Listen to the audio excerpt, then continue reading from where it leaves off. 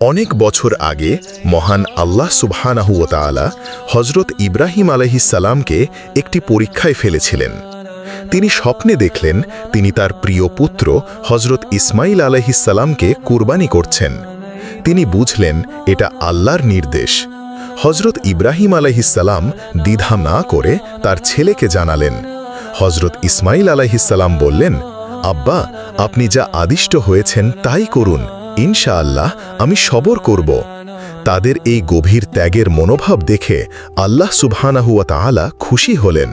আর যখন হজরত ইব্রাহিম আলাইহিসসালাম হজরত ইসমাইল আলাইহিসসালামকে কুরবানি করতে উদ্যত হলেন, আল্লাহ তাকে একটি জান্নাতি দুম্বা দিয়ে পরিবর্তন করে দিলেন।